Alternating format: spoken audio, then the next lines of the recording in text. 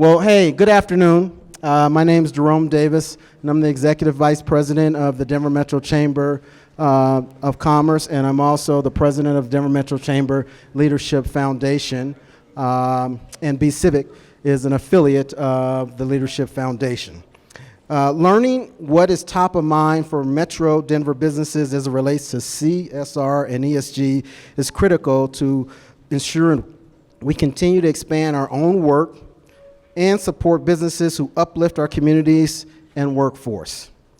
This is top of mind for all of us since it looks different in every organization and requires a comprehensive approach. Certainly, I want to have you think through as we introduce this next workshop, and I'm proud to welcome to you to one of our last workshops here, Building the Workforce of the Future with Two Leaders Advancing Their Organizations and Greater Community.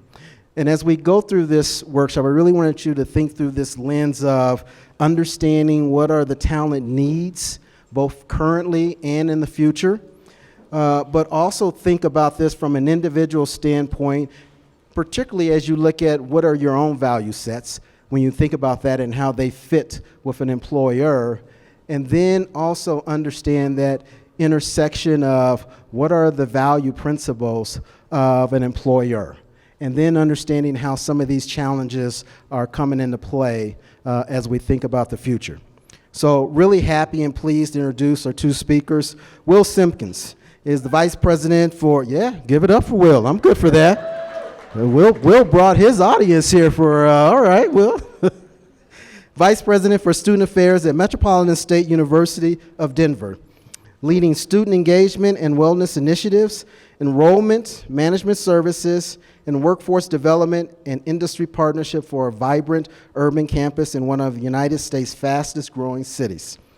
Simpkins' previous experience in higher education included career services, student activities and leadership, diversity initiatives, and civic engagement in both public and private institutions in New York City, as well as serving on the faculty of the Educational Leadership and Higher Education program at Montclair State University. Will, let's make sure we give it up for Will. And as Will is coming up, Katie Bedard here serves as Community Outreach Program Manager for Denver-based RK. Her role with the company has evolved since starting in 2010 and now includes planning employee engagement events, community outreach, and managing RK Cares, the company's corporate social responsibility program she helped to create. In addition, Katie organizes corporate peer group meetings, assisted in the development and implementation of RK's project manager training program, and supports the corporate offices. Just as a reminder, we are recording this and all the resources will be available for all summit attendees afterwards. And we're gonna have Q&A here at the end. We'll have Will kick things off for roughly about 10 minutes, and then we'll bring up Katie for her preso, and then we'll have some Q&A and really get to some of the questions of the audience. So don't forget to make sure you share this and tag this on CIVIC. So with that, let's hand it over to Will. Thank you, Joe. I'm the guy who didn't follow directions and wait for the introductions to be finished before I just marched myself on stage, but that's okay. It is so wonderful to be here with you all today. A lot of friends in the audience and some folks that I don't know, but many of you are partners with MSU Denver or the Auraria campus. And I just want to say what we've accomplished over 55 years of our existence would not be possible without the broader Denver and Colorado communities. That includes you. That partnership, the community's partnership in the institution, I'm being told to stand here, not there. Got it, now I understand, is what makes the university thrive. And that's part of our fabric as an institution. As Jerome said, at my job at MSU Denver, I directly supervise our enrollment management team, our student engagement and wellness team, which includes a very large, fully functional health clinic, and our workforce development industry partnerships initiative.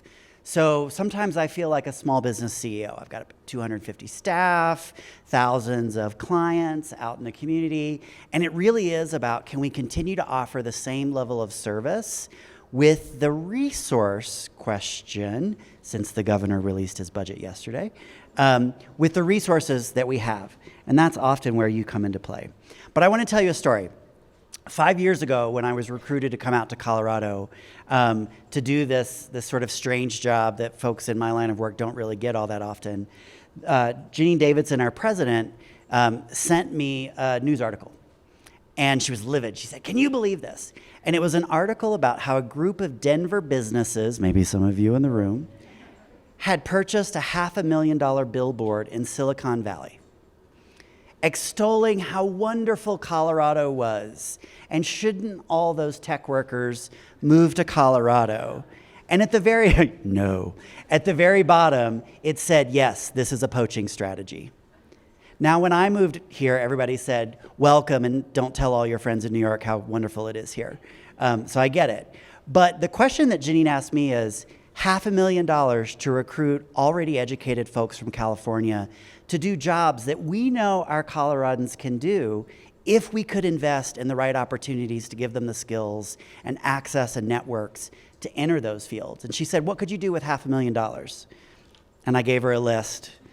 I didn't get $500,000. So I'm going to walk you through some of the things that MSU Denver is working on right now. But I want to give you an introduction because many folks don't know MSU Denver, or you've heard our name, but you don't know, for instance, that we're the third largest university in the state. Or you don't know that we educate more Coloradans than any other institution in the state of Colorado. 96% of my 17,500 students come from the state of Colorado, and 80% of them, almost 80%, will stay here in the state and work. So when we're talking about a resource that helps Coloradans get access to the skills that they need, not just for tomorrow, but for the rest of their lives, we see MSU Denver as the answer to that Colorado paradox question. Why do we have the most highly educated workforce in the country? Second, I believe now, to Massachusetts. And yet one of the lowest college-going rates for folks who are coming out of high schools. And I believe it's because of our lack of investment in the educational system. But you can also see that over half of our students now are students of color. We're a federally designated Hispanic serving institution, which about 35% of our students being Latinx. We also just received the Seal of Excellencia, very prestigious honor only to federal HSIs, and we're the only one in Colorado to be recognized not just for enrolling students, but actually supporting them and serving them once they come into the institution. We have large numbers of student veterans. Our average age is 25. Our median age is 26. So our students, you're likely to run into a 65-year-old retiree who's coming to finish a bachelor's degree and have another career, as you are an 18-year-old coming out of the Aurora public school system. At this moment, about 55 years now, we have over 105,000 alumni, again, most of whom are here in the Metro Denver area. Any Roadrunners in the audience? Thank you. I saw your energy. Appreciate you. Glad you're here. And again, almost 80% of them will stay in Colorado. We as an institution support over 7,000 jobs. That's through our contractors, but directly, we have over 2,800 employees, and almost 1,000 students will work on campus at any given year. And so we think of our role in the state as both a place that prepares Coloradans for the workforce of tomorrow and as an employer. So when I enter these workforce conversations, I'm thinking from both sides of this equation. How do we prepare folks to go into the workforce, but also we are an employer, a pretty large employer. What do we need to be thinking about doing differently right now?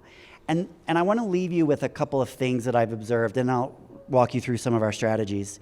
One is we can't just focus on the skills that people need today or even tomorrow. We have to be thinking about preparing folks for a life of service, a life of happiness, a life of economic opportunity. And that's where the long-range planning, we will never walk away from the liberal arts.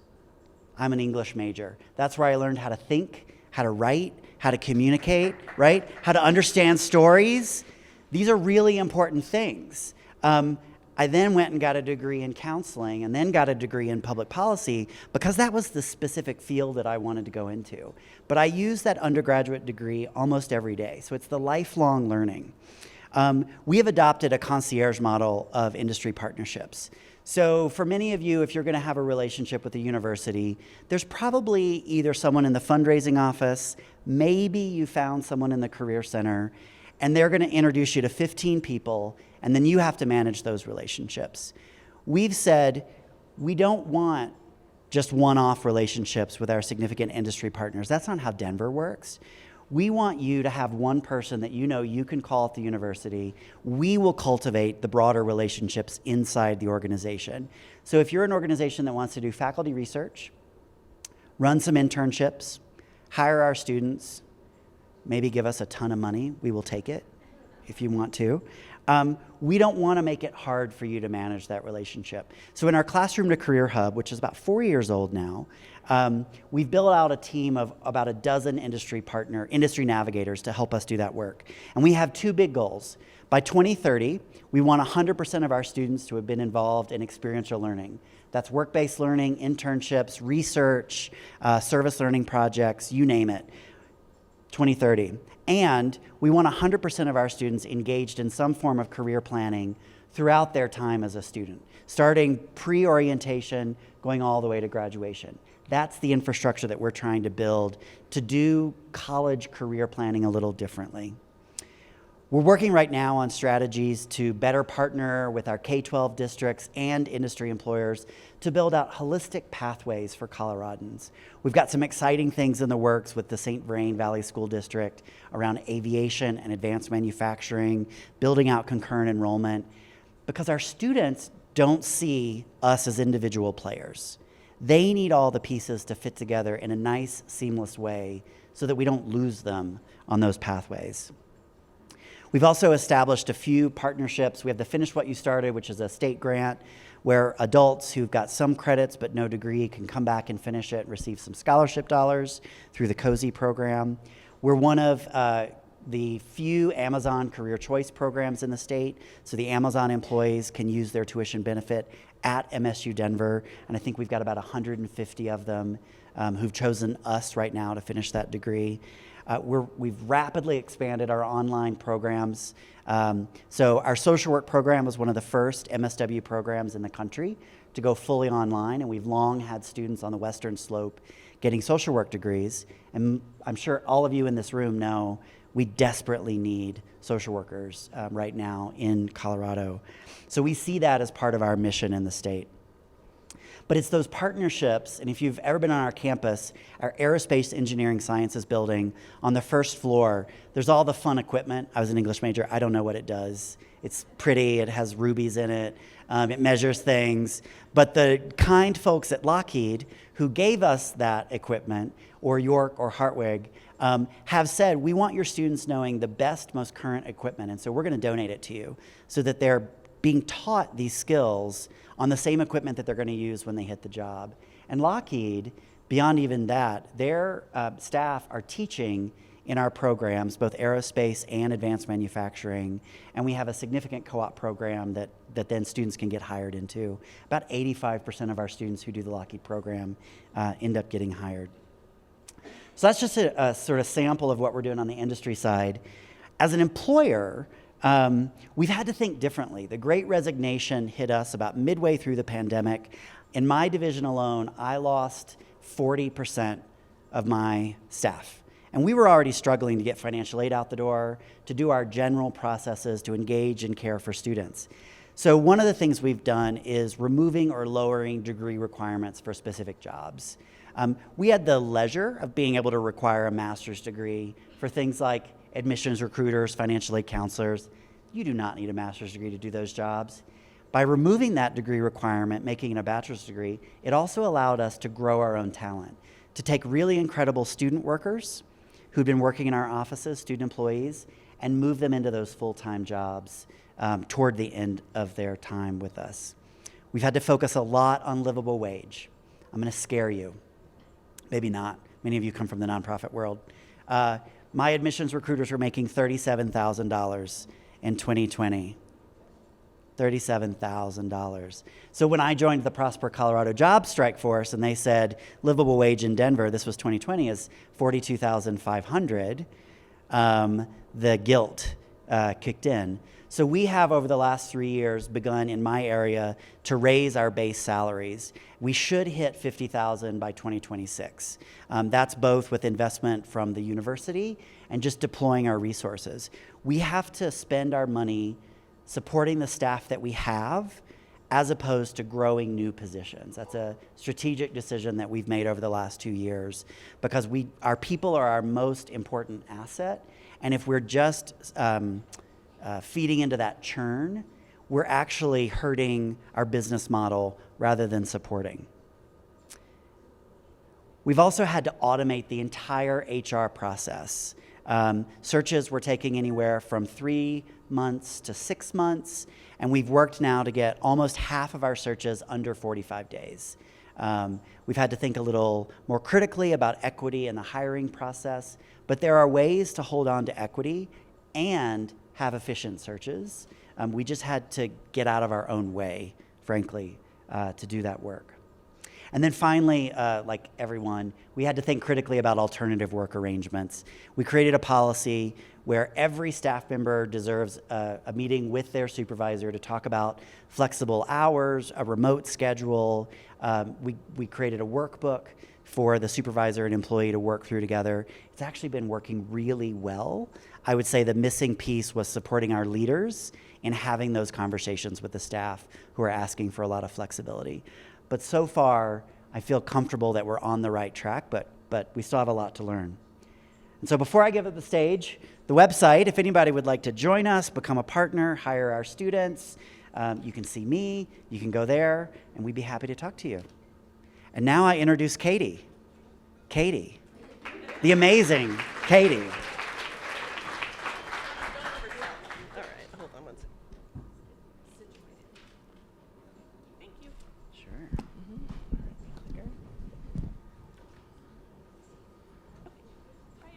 Oh, sorry. I'll try not to wave it around. I talk with my hands, so forgive me if I do that. But thanks for being here today, and thank you to Will and Jerome. So just let me tell you a little bit first about the company I work for. It's RK Industries. We're a local company. It was originally started in 1963 in Nebraska, but incorporated in Colorado, and this is our headquarters in 1985. We specialize in construction, manufacturing, custom fabrication, and building services. We have 4 different facilities here in Colorado, so Denver, 2 in Aurora, 1 in Henderson. We're also in Salt Lake, Phoenix, in New Mexico, and do a lot of work in Wyoming as well. So my perspective here today is the perspective of a corporation and how we have the work that we do and the lack of employees and workforce development issues that we have. In addition, we have a private foundation, and one of our pillars and an area we work in quite a bit is how do we make a difference and an impact in workforce development. So I just want to give you our why. So our vision is to build a talent pipeline that helps foster our business growth, provides our employees a sustainable wage, and a career path to better themselves and their family's future. But we do this through internal initiatives as well as external. So internally, we have our apprenticeship program. We have RK University, which is all our training and development. And we do quite a bit of effort in career path training and leadership development. Externally, we have our partnerships, our nonprofit and educational institutional partnerships. We do advocacy, and we have a strategic initiative for women in construction. I just want to give you a couple of recent headlines in regards to construction and the lack of, or the big gap we have in terms of employees. So this is an executive action that the governor took starting in 2022, really focusing on developing apprenticeships.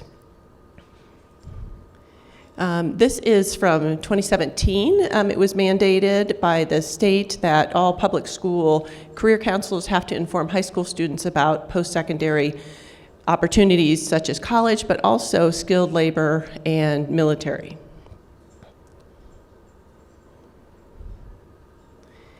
And this is a headline that it's quite catchy, the iconic American hard hat job that has the highest level of open positions ever recorded. So this was from July 2023. And then finally, this is from Associated Builders and Contractors, that construction workforce shortages will top 500,000 in 2023. So as you can see, there's a lot of work that needs to be done in this area, and really in terms of what a company like ours can do, it's really all about partnerships and how we can try to make an impact. So one of the ways we do it internally is through our apprenticeship program. Obviously, I think I got a little excited and included way too many details, but it was started by our founder in 1995, and Ron was an individual who was always wanting to build people up and encourage them to go into skilled trades. So he would go to garage sales, he would go to flea markets and buy tools and give those to our new employees. So now it's a 4-year accredited program. It's accredited through Emily Griffith. We have 2 full-time staff members who coordinate it. This year we have 280 apprentices, and we do training in plumbing, pipe fitting, sheet metal, ironwork, electrical, HVAC, and steel fabrication. So this program is no cost to our employees. You know, it's not easy. They go to work all day and then they go to class for a couple hours. So our employees are out in the heat and in the cold and all the elements. So they really do, they invest in themselves and we invest in them. So it's completely free to our employees that have a good attendance, do everything they're meant to, have good grades. Through the apprenticeship program, they're available for 2 raises each year. They get a toolkit, so they actually, the first year get toolkits, or if they come in as the second year. We secure grant funding to help with the program, and the last couple of years we've been able to give them work boots and Chromebooks. They have 8,000 hours of paid on-the-job training, tons of hours in the skills lab, and now they have transferable college credit. So all this is meant to not only build up our workforce, but also develop just the general construction skilled trades. So we do this through nonprofit partnerships and educational institutional partnerships. So we have a foundation. It's a small foundation relatively, but we use what we can to impact our community where our employees live and work. So the foundation is funded by our scrap metal from our jobs and our shops. So it's kind of a unique funding measure. So as we get busier, we have more money, which is wonderful. And so in terms of nonprofit organizations, some that we fund work in the same space of workforce development. So for instance, Master's Apprentice is a local organization that works with individuals who maybe didn't finish high school, maybe were incarcerated, or maybe just looking for a career. And it's a pre-apprenticeship program. So they do great work, and we are in the 2nd year of a 3rd-year pledge grant with them. TACT is teaching the autism community trades. It's an organization, I think, just our 2nd year of funding them, and they do amazing work. Just started or went into a new space in Inglewood, and they really are working with sort of this group of individuals who are often overlooked but have amazing skill sets. And the Mile High Youth Corps, it is just an organization we sponsored for a long time. It was really relationship based, but we love what they do. They really work with kind of younger, older teens to younger 20s in a whole range of different skill sets. So great organizations. And then educational institutions such as MSU Denver. We do grant funding and engagement and leadership. And we really want to focus on construction management, engineering, and skilled trades.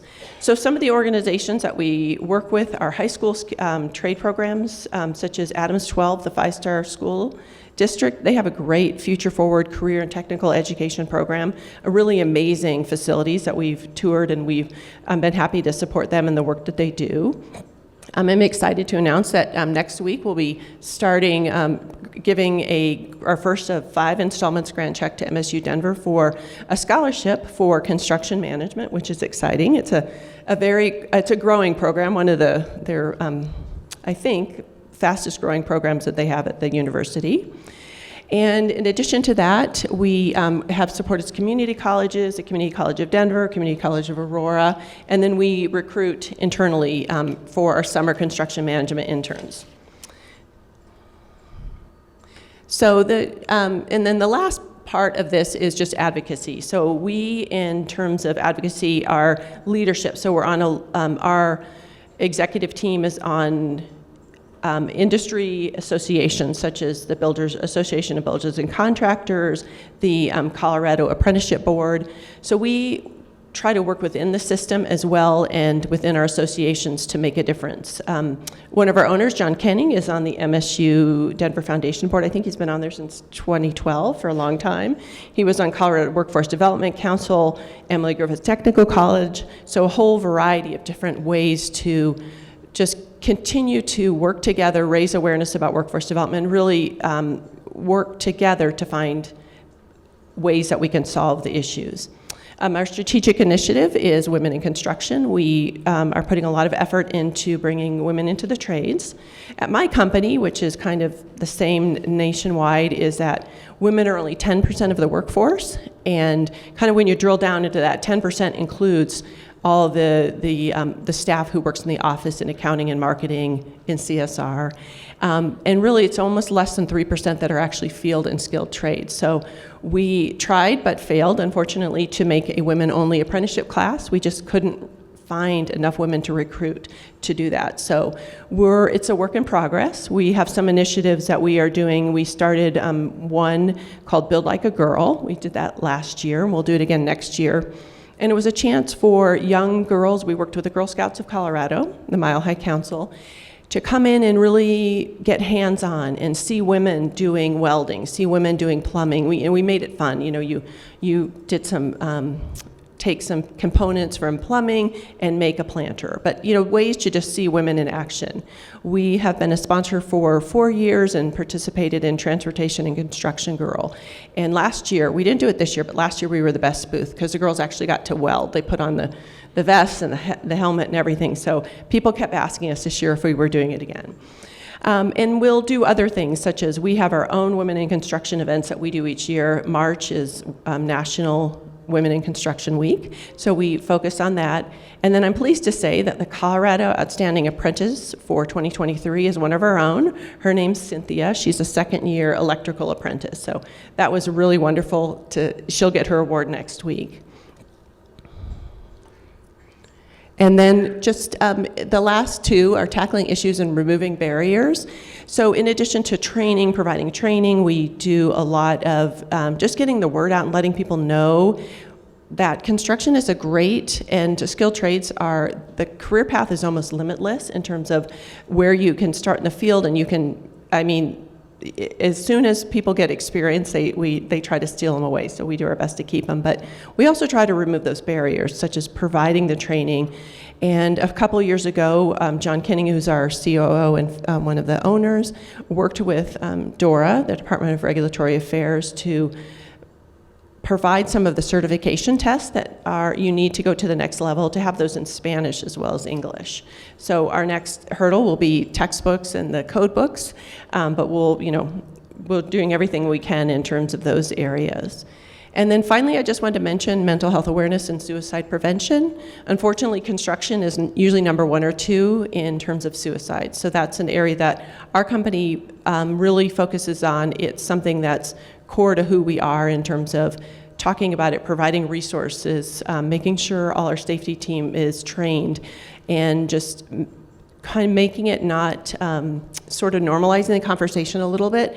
And I know, just as with everyone in every industry and with COVID, that is become much more prevalent and something we all need to focus on. So I think in terms of our workforce, that's important to us. So that is all I have to say, and we'll turn it over to Jerome to do some questions. Thanks.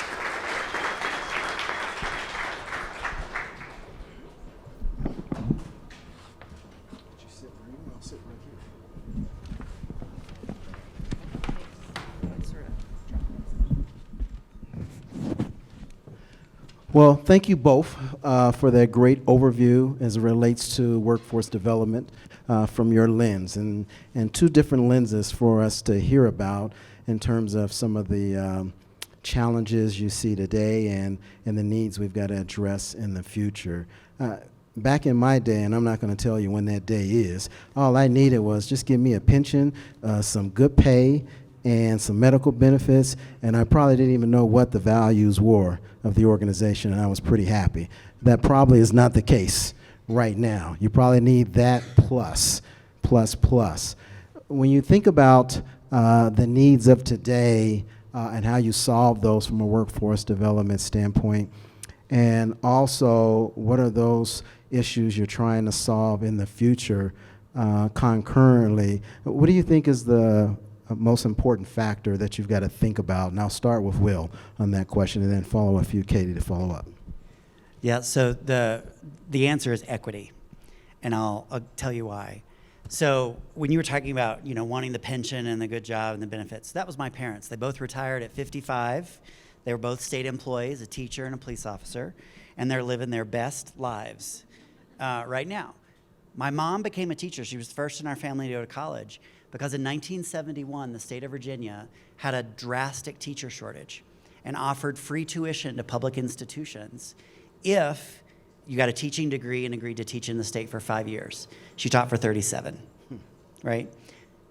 We've done this before.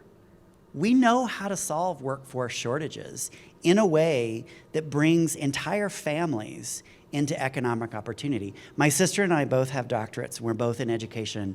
We would not have done that had the state not made that investment in 1971. And so when I'm out and about now and people say things like, well, not everybody needs to go to college, right? Or maybe some people would just do better in vocational school. I think absolutely. And is that what you're telling your children? Because if all we're doing is telling black and brown children in Denver public schools that they don't need to go to college, and then we're recruiting Californians, Texans, and New Yorkers to do our high-wage jobs, then we're not setting ourselves up for the future. We're trying to solve a problem today, but creating way more problems in the future. So for me, it's equity. Thank you.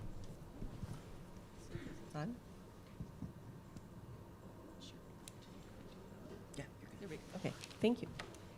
So what I would say is it's really about knowledge and exposure. Yeah, I don't think okay, thank you. Thank you.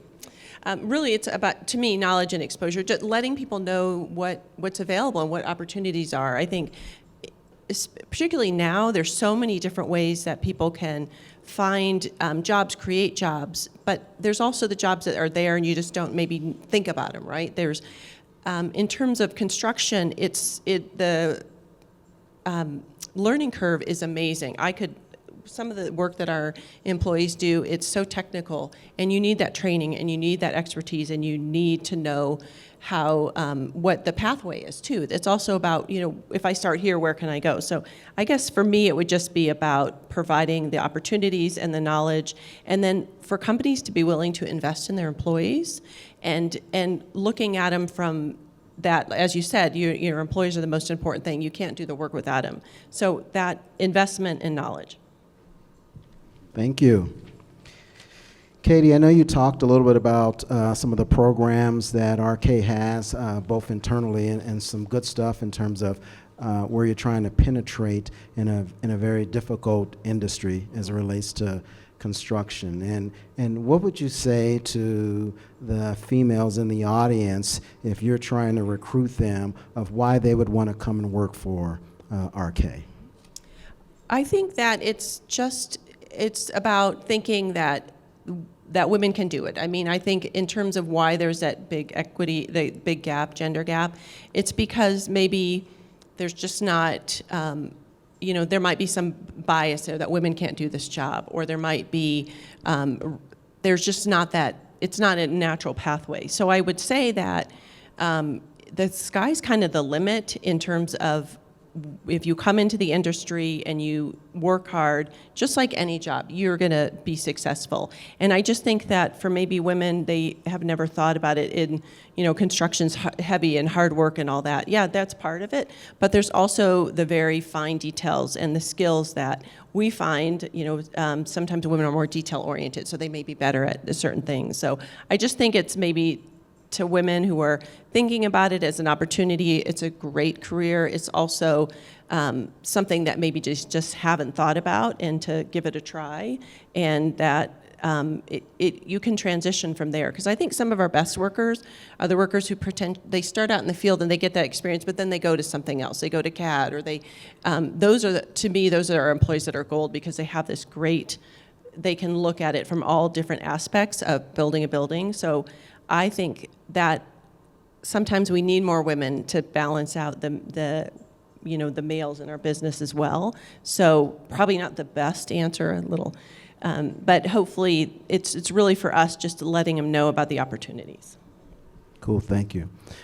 Well, I know MSU has a very thoughtful approach as it relates to both onboarding and career growth at the organization.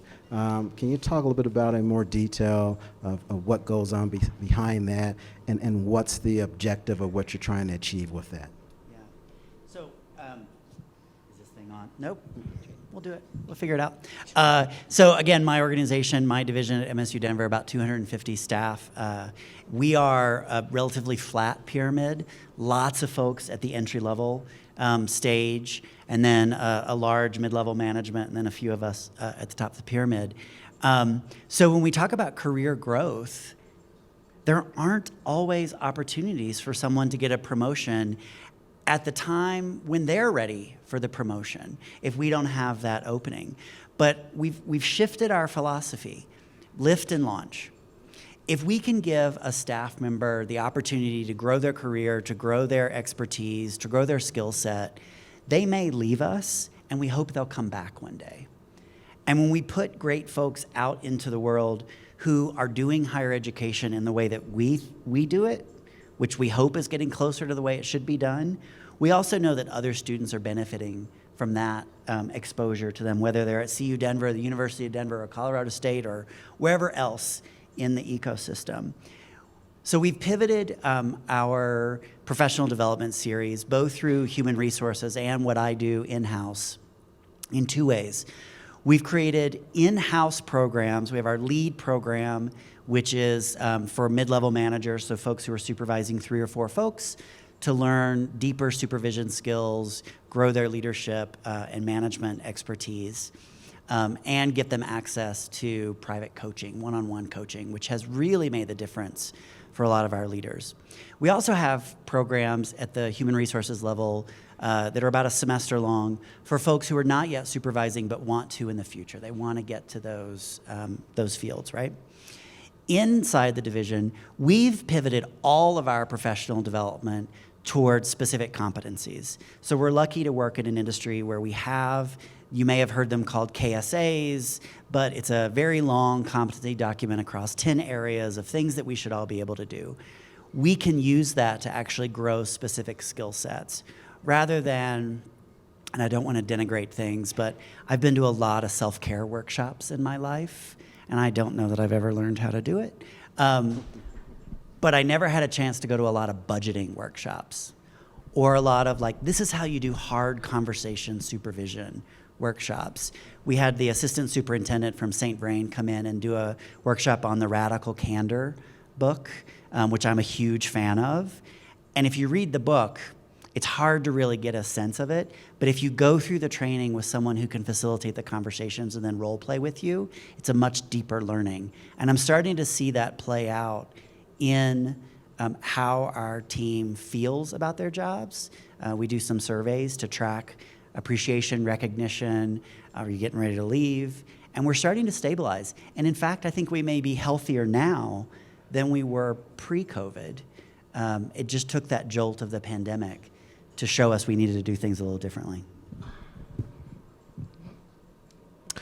Just as a follow-up question, and this could be for both of you, I know that as it relates to DEI, that's at the core of a lot of work that you do. And I think for the audience, we'd really like to kind of hear, how does that show up in your daily work? We understand what it means and the statement, but how does it show up daily in your work? I would say with RK, it shows up in terms of, I will admit, if you looked at our executive level, it's not very diverse. And so that's something that we're aware of. And so in terms of growing our own, One of our vice presidents started in the shops and kept going, has a master's, and he's been in the vice president role for a number of years. So it's really looking at ways, A, to bring women into the field, but also just how, if you look at our workforce in terms of our field and our shop, that looks diverse, but as you go through the ranks, and it's always that, how do we raise people up? So that, and then I think in terms of equity and how do we make sure that we're reaching everyone and giving them the same opportunities to learn? An area we are working on now is the language barrier. We have around 120 primarily Spanish. Spanish is their first language, so we're looking at ways to provide language services to them. That's not going to add too much time onto their day or become cumbersome in any way. So we've been in talks for a couple weeks with an app that we might be able to use, but making sure that everything is in dual languages. Our signs are, as much as we can, we translate. They have morning meetings every day. So that's just one simple thing, but it's when you are not a dual somebody who English is not your first language, you forget. And sometimes it's like, oh yeah, we got to do that, remember. So for us, that's kind of a daily thing that we need to be better at and we're working at. I think similar to RK, it's part of the fabric of our institutional values. John and I don't agree on a lot, but we do agree on that when we get together and talk, right? I enjoy hearing his vision for the organization. And there are two things about MSU Denver that when I joined it's part of our history. One, in 2005, we intentionally decided to become a Hispanic serving institution. We were at 15% Latinx students at that point, and you had to hit 25%. So a decade-long plan. We finally got the status in 2019. It was very intentional, it was very collaborative, and we're still celebrating the hell out of it. I can say hell on this stage, right? Yes. Okay, thank you. I'll reserve other words for happy hour. The second is we were the first institution in the country to provide in-state tuition to undocumented students. And that today, looking back, we can think, oh, that's a no-brainer. We should have done that. But if you remember 2008, it was painful. I will talk to board members from that era who will talk about the death threats that they received in their email and at their homes from that moment. So we remember that. That's part of who we are. And every decision that we make is sort of checked against the values that led us to those two decisions. Are we still in line? I've never worked for an organization that used its values so frequently to make decisions. And I'm the kid who showed up, saying I've spent 20 years criticizing the people in my job. And so I sort of got to put up or shut up at this point, right? Like 20 years, social media, it's all over the web somewhere. And so I feel a responsibility to do the right thing on a daily basis. And then the last thing I'll say is I have a boss that her level of courage and commitment, many of you probably know this, Colorado is 49th in the country for higher ed spending, 49th. West Virginia spends more than we do, just to put it that way. I think we only beat Mississippi. No, actually, it's New Hampshire that's below us. And MSU Denver was the lowest funded institution in the state. And yet we educate more Coloradans and more Coloradans of color. And my boss went to the JBC and said, our funding is racist and classist. It is what it is, right? We have to talk, honestly, about what we're seeing. Because if we're not all using the same data, if we're not all using the same information, then how are we going to move forward together? And since then, I think that was 2020 maybe, we've seen 3 significant funding bumps from the legislature. And I give those legislators a lot of credit, the JBC, for what they've done to push more money to institutions like the community colleges and like MSU Denver. Because it's these institutions that will provide the workforce that Colorado needs for the next 30 years. And we've got to start putting our money where the need is. No, and I really appreciate you bringing that up because, yeah, we are a very great educated workforce, but this is not sustainable.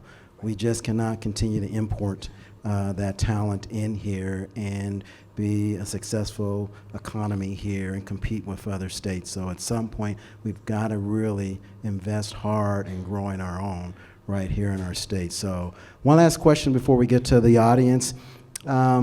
Katie, I know that Will talked about, and this is a great thing about partnerships. You heard him talk about John, and John's a trustee of MSU, and he talks about they have a little tension, like doesn't always agree with John, but that's one of the great things about civil discourse, to be able to have those conversations.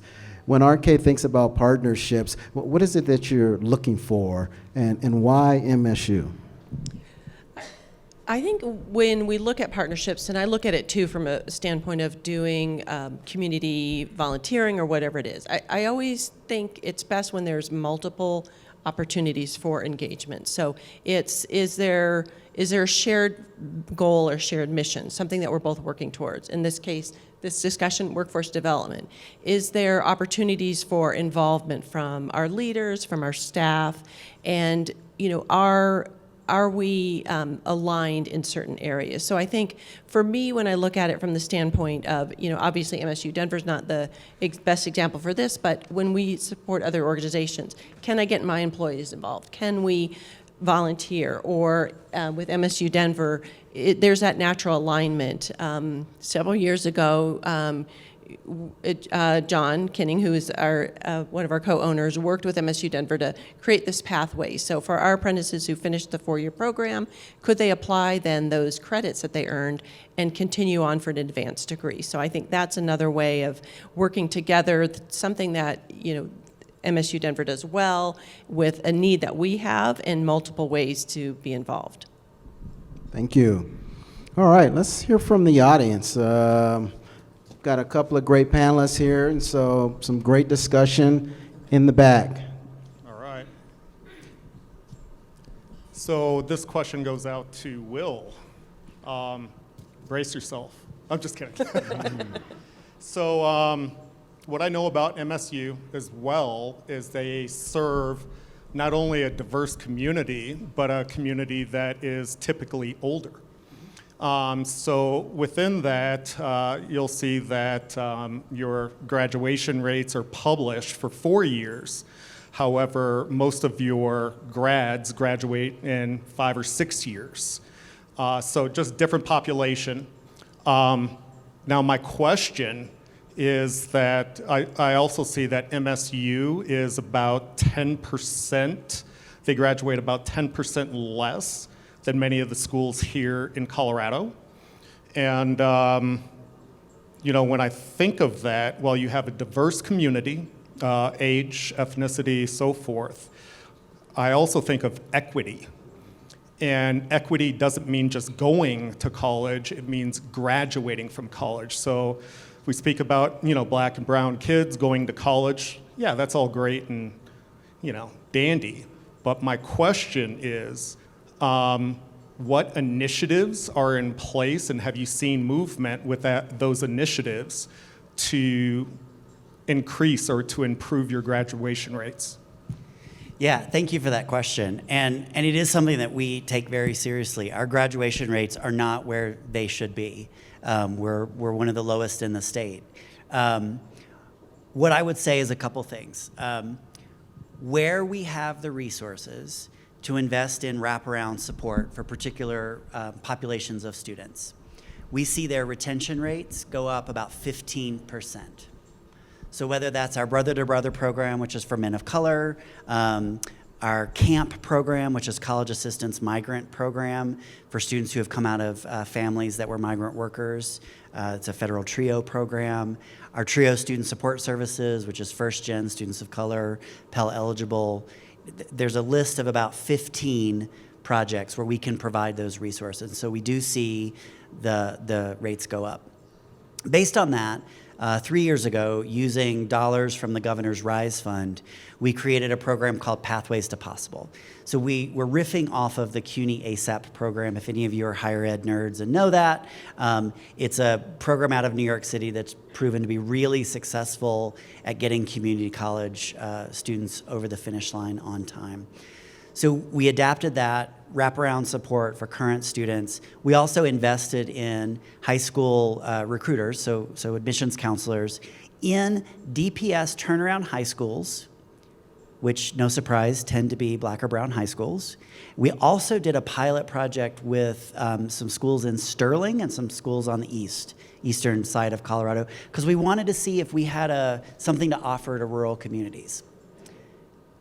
Saw our recruitment of African American students go up 30% in 1 year, simply because of having our counselors in the right schools. Saw retention rates that are anywhere from 15 to 20% higher. So we're on year 3, so we haven't had any graduates yet, but it's designed to be a 4-year graduation initiative. So for us, it's about strategic deployment of resources. Where we have funds, are we putting them in the places that are gonna make the most difference to our students?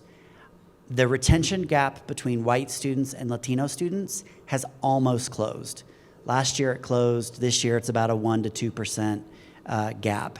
But compare that to schools that have a 20 to 30% gap between white students and Latino students, and we're feeling good there. We're not feeling as good about how we serve black students. So our board of trustees, our deans, all of our senior leaders met on Friday to go over part 1 of a plan around black student success, looking at how we develop a sense of belonging on campus and how we're partnering with the black community, both on campus and off campus, to create a destination of choice in Colorado around higher education. And we also know that all of our systems need to be updated for the modern college students. So the provost, who's the chief academic officer, and I are running a huge initiative right now based on our strategic plan that is focused on meeting very specific benchmarks for our recruitment, retention, graduation, and post-grad outcomes up until 2030. So we're looking to triple our graduation rate by 2030. So yes, it is something we take really, really seriously.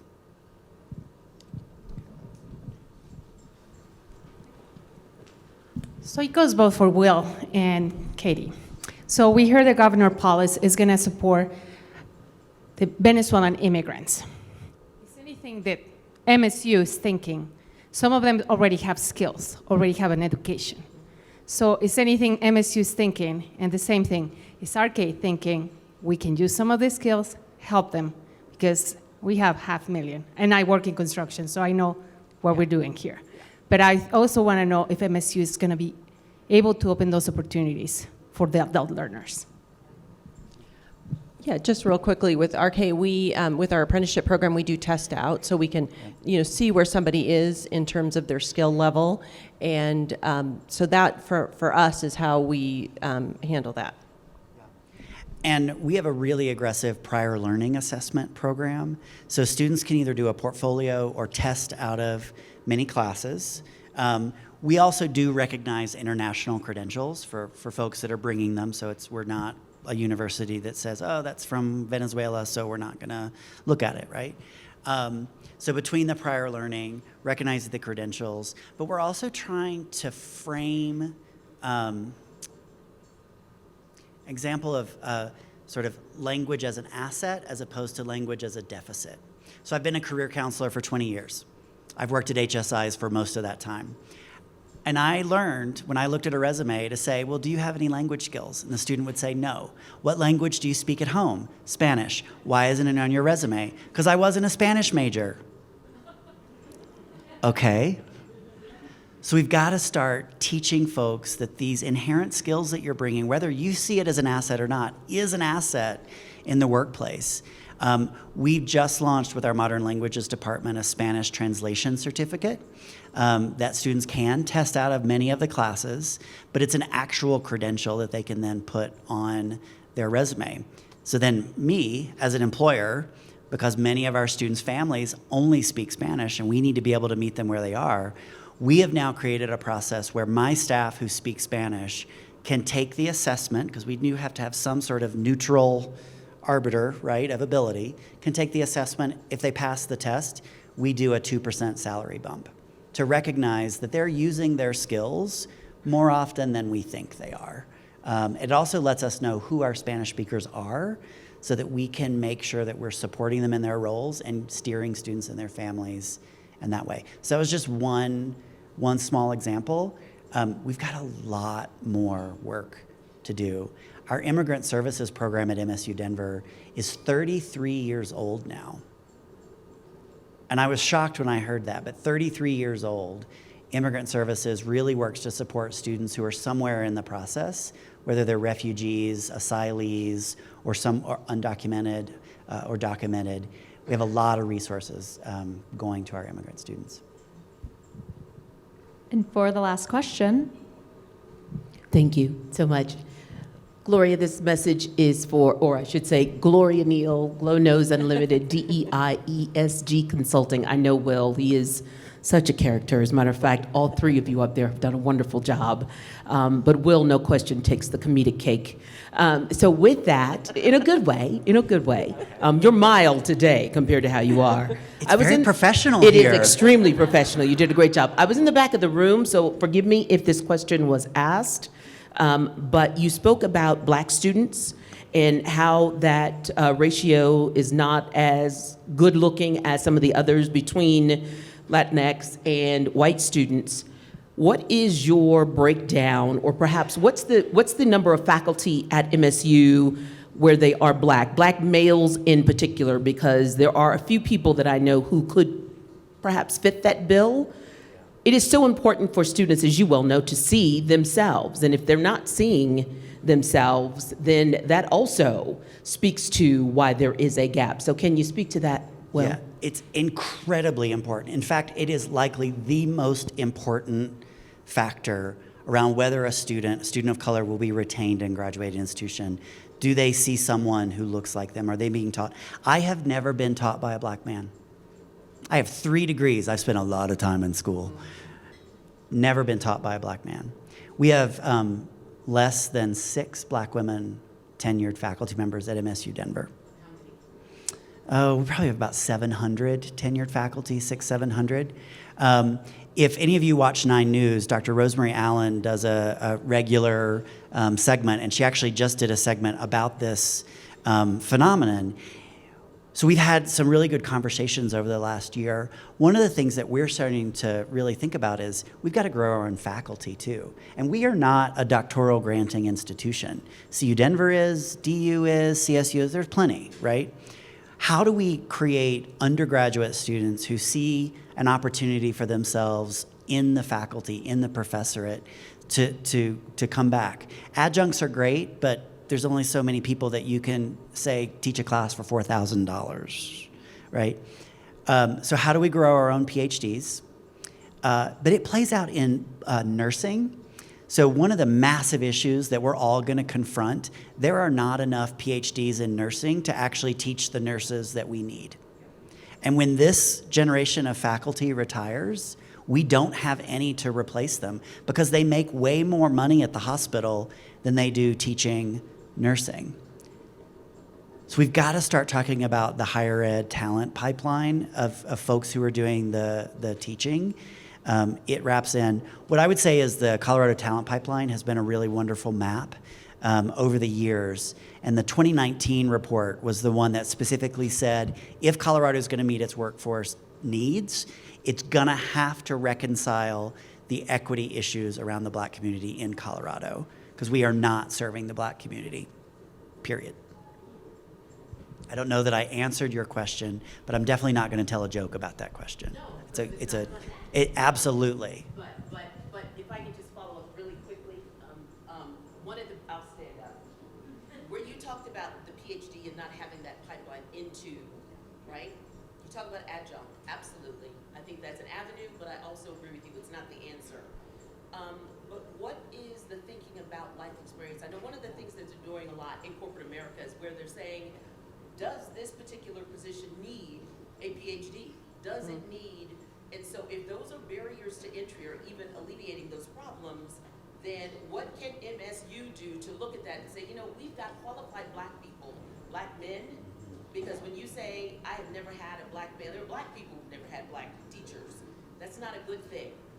You can't answer the question or even delve into it or address it without even knowing that there is a problem unless you know. So has there been any conversation about removing those barriers? Yes. So a lot of schools, including us, will have a distinction. It's a professor of practice or a clinical professor. So it's someone who has tremendous industry experience who can come in and teach the courses. We try to maintain about a 60% balance of our courses being taught by tenure track, meaning full-time PhD faculty, particularly at the entry level, because we know that if a student has tenure track faculty in their earlier classes, they're more likely to make it.